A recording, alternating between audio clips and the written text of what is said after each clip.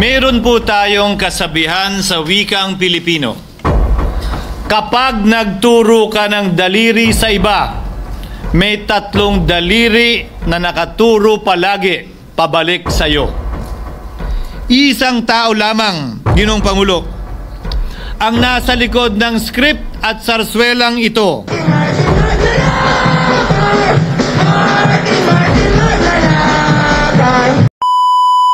Naku, malaking gulo to mga kuys, mga kayas, dahil ayan po, nasalita na po si Senator Chis Escudero na huwag magpadala o magpalin lang sa script ni Martin Romualdez. Naku po, talagang gulo to mga kuys, no?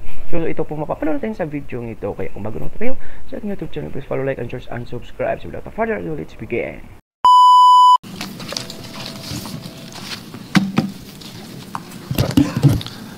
Thank you, Mr. Senate President. Thank you, distinguished Majority Floor Leader. I rise to make a brief manifestation in response to the events of recent days. Ginoong Pangulo, meron po tayong kasabihan sa wikang Pilipino. Kapag nagturo ka ng daliri sa iba, may tatlong daliri na nakaturo palagi pabalik sa iyo. Sa mga nakarang linggo, malinaw na nililihis ang galit ng taong bayan tungkol sa mga ghost at substandard flood control projects mula sa mga totoong may kasalanan patungo sa Senado at sa ilang mga miyembro nito. Tila pilit na ginagawang panakip butas, ika nga at fall guy, at diversyon ang mga senador palayo sa Kamara at sa mga tunay na may sala. Klarong-klaro po ang script nito. Ipitin ang tatlong dating DPWH officials, pakantayin sa kanila, mema banggit lang na senador, habang pinagtatakpan ang mga congressman na tunay na kasabwat nila sa mga lugar na ginagalawan nila. Simple ang patunay dito. Kapanipaniwala ba na wala silang kinausap na kahit isang congressman nakaupo na totoong may hawak ng mga distrito sa lugar na ginalawan nila sa hinaba-haba ng testimonya nila dito o sa Kamara? Banggit sila ng banggit, name drop sila ng name drop ng pangalan ng senador, maski na klaro naman kung inyong papakinggan na wala silang masabing direktang nakausap o binigyan ng anuman. Lahat ito para lamang ipako ang mga senador sa media at sa publiko at ilayo ang atensyon sa Kamara at mga congressman. Bakit nga ba? Dahil tila mas malaking isda, ika nga, mas mataas, mas kilala ang mga senador kumpara sa congressman? Umaasa sila na maiibsan ang galit ng tao sa kanilang mga anomalya ukol sa flood control at tuluyan na silang makakatakas mula sa anumang pananagutan. Isang tao lamang, Ginoong Pangulo, ang nasa likod ng script at sarswelang ito. Siya ang dahilan ng kaguluhan, pagkakaaway-away, pagkakawatak-watak na ngayon yumayanig sa ating bayan, maprotektahan lamang ang sarili niya.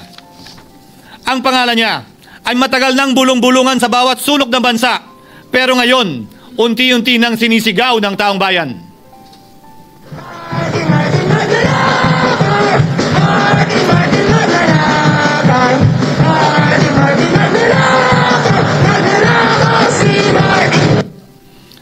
Pero Ginoong Pangulo, minamahal kong kasamahan, bakit tila sa Kamara, dito mismo sa Senado at sa ilang media ay hindi pa din nila kayang sambitin ang pangalan niya? Pues, sasabihin ko, Martin Romualdez. Minsan ang binanggit ng mga diskaya ito mismo dito sa Senado, ang kanyang pangalan. Pero agad itong pinabawi nung humarap sila sa Kamara. Binanggit ni Master Sergeant Gutesa ang kanyang pangalan. Pero ultimo notaryo, natunto nila at pinabawi nila ang pagnotaryo. Buti na lang, huli na at nasabi na niya ang pangalan ni Martin Romualdez na pinanumpaan dito mismo sa ating Blue Ribbon Committee. Hindi ba't si Ginoong Gutesa, hindi ba't si Sergeant Gutesa lamang ang bukod tanging testigo na walang kinalaman, hindi sangkot sa flood control issue, walang hininging immunity, deal o proteksyon kapalit ng kanyang pagtestigo? Siya ang kauna-unahang nagtestigo na personal na naghatid ng pera sa bahay mismo ni Martin Romualdez. Ang salaysay niya, Ginoong Pangulo, ay kumpirmasyon ng matagal nang isinisiwalat ni Congressman Chanco at Mayor Magalong kung sino ang ulo sa paglilimas sa kaban ng bayan na ating naririnig na rin. 13,803,693 with Congressman Saldico as proponent. For the record, ang binabanggit po nating Representative Elizaldico, siya po yung chairman ng House Appropriations Committee. Walang kaduda-duda yan. Ito nga, hirap na hirap silang banggitin pa yung isa sa mga mastermind nila niya, si Saldico, hirap na hirap pa silang banggitin. May isa pang mas mataas sa kanya? Hindi naman gagalaw yun kung walang Siyempre hindi naman gagalaw yun kung walang pahintulot yung mas mataas sa kanya. She's the House Speaker. Ginoong Pangulo, pahintulutan niyo po ako magkwento ng konti upang patotohanan ang mga salitang ito. Taong 2023 nung tinalaga si Ginoong Kiko Laurel bilang kalihim ng kagawaran ng agrikultura. Bilang suporta sa kanyang mandato, tinanong ko noon ang isang simpleng katanungan sa budget process natin. Bakit mas malaki ang pondo ng flood control kesa sa agrikultura? Why is it that the budget for flood control is bigger than the budget of the Department of Agriculture or the agriculture sector as a whole? The fifth biggest allocation, not even a department, is flood control. And allocating a measly 31 billion for irrigation, for rice. Why? Pagkatapos po noon, tinulungan ko siyang bawasan ng flood control budget at idagdag sa 2024 budget ng Department of Agriculture. Aniya, tumawag daw sa kanya si Congressman Zaldico dahil pinapatanong daw ni Speaker Romualdez, bakit binawasan ang pondo ng flood control? Ngunit wala nang nagawa si Congressman ko dahil sinabi niyang pasayan ng Pangulo. Nung termino ko rin po bilang Pangulo ng Senado, maraming beses po akong tinanong ni Pangulong Bongbong Marcos tungkol sa panukalang budget para sa 2025. Sinabi ko po sa kanya ang buo at tapat na katotohanan para malaman po niya ang tunay na larawan at sitwasyon ng pambansang budget para sa taong yon. Ito marahil, Ginoong Pangulo, minamahal kong kasamahan, ang isa sa mga dahilan kung bakit pinag-utos ng Pangulo ang pag-veto at pag-for late release sa FLR at pag-hold ng malaking bahagi ng budget nila. Marahil, isa rin ito sa mga dahilan kung bakit ninais ng Pangulo na matanggal si Congressman Zaldico bilang chairman ng House Committee on Appropriations dahil sa mga inilahad ko at marahil na-discover din ng Pangulo kaugnay sa 2025 budget. Hindi malayo, Ginoong Pangulo, na naganap din ang mga ito noong 2023, 2024 at mga nauna pang budget kung saan napakaraming ghost at substandard projects ayon kay Secretary Vince Dizon at ayon mismo sa talumpati ng ating kasamahan na si Senator Ping Lacson. Ngunit marahil ay walang naglakas loob na sabihin ang katotohanan kay Pangulong Marcos o magsumbong sa kanya kaugnay sa ilang mga bagay na ito bago ako.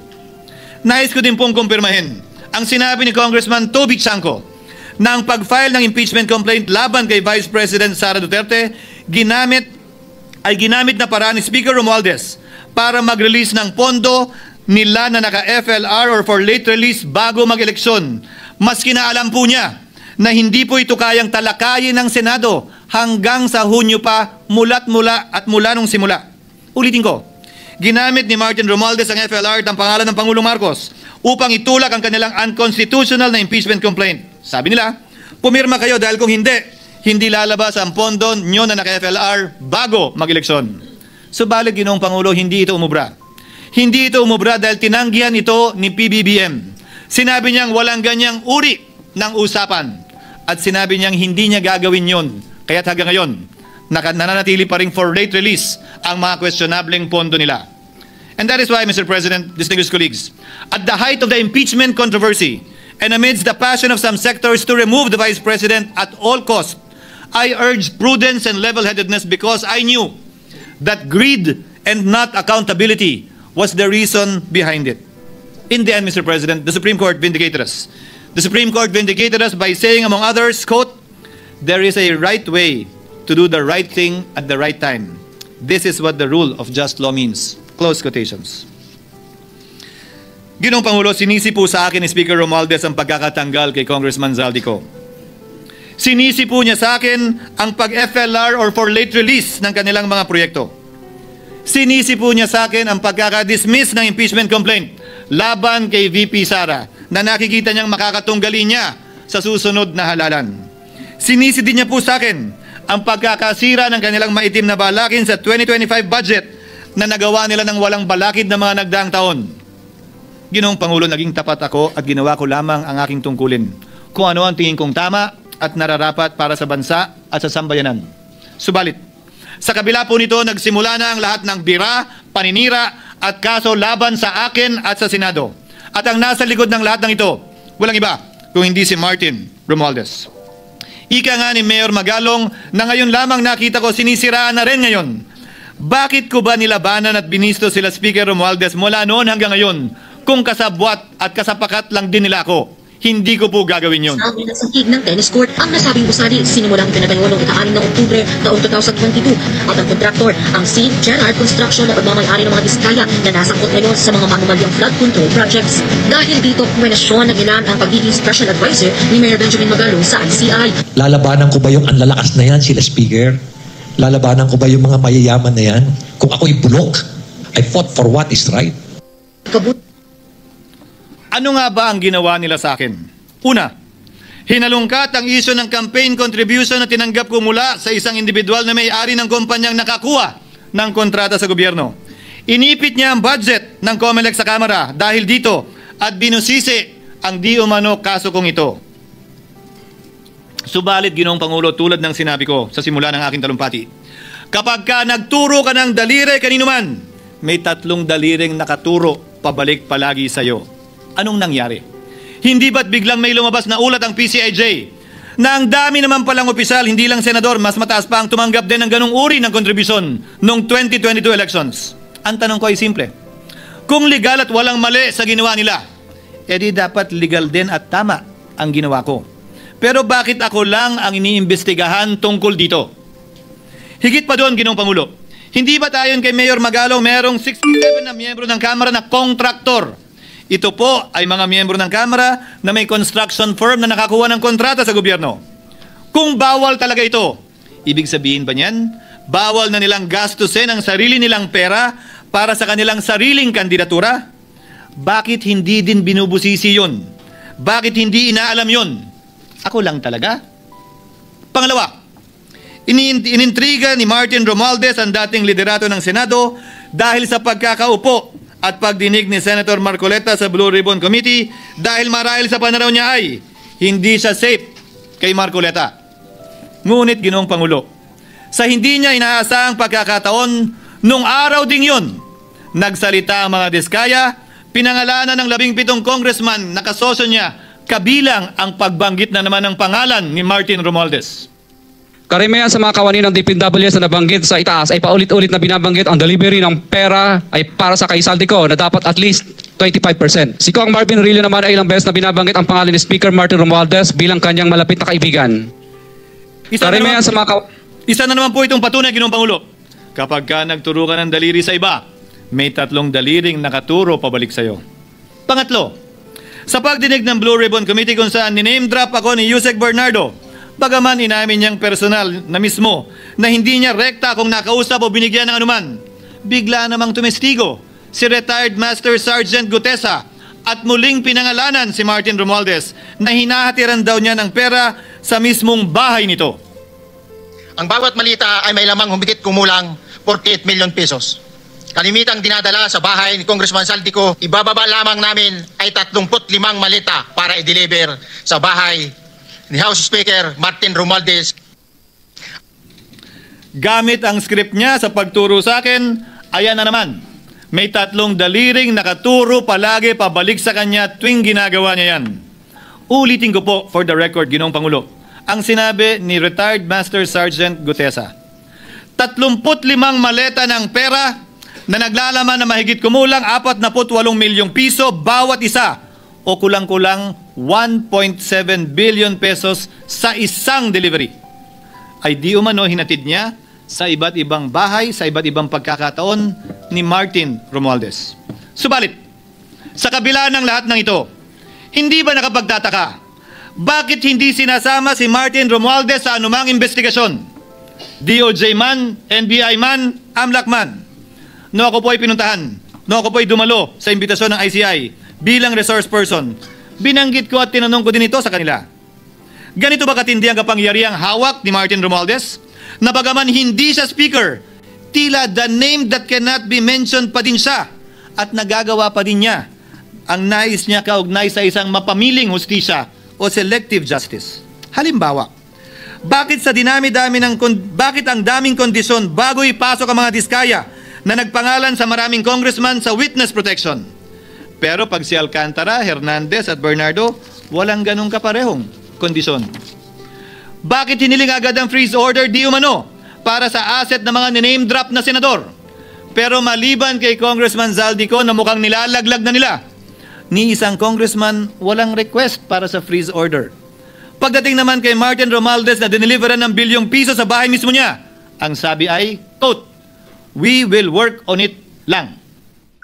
Bakit interesado ang lahat sa 6 na senador na idadawit di umano ni Bryce Hernandez na handang-handa tayong alamin sana kung sino-sino sila para mapagpiestahan natin sila? Pero nung sinabi ni Bryce na hindi pala senador, kung hindi kongresista lamang ang papangalanan niya, aba, biglang naglaho ng parang bula ang atensyon. Parang wala na nagtanong. Parang wala nang interes para alamin, sino-sino nga ba yung mga yan? Kung ako po yung tatanungin nyo, alam ko merong 6 na senador eh. May nagtatanong sa akin, bakit wala si Cheese? And my answer to that is, I'm almost sure, no, probably hindi ma-mention si Cheese simply because walang insertion doon. Sa Bulacan. Escudero, wala doon. Hindi po senador yung laman nung computer ko. So fake news yun, ha? May 6 na senador na nunumbrahan mo daw. Mga congressman yung nasa computer mo. Yes, yung nasa computer ko po, congressman po. Okay, thank you.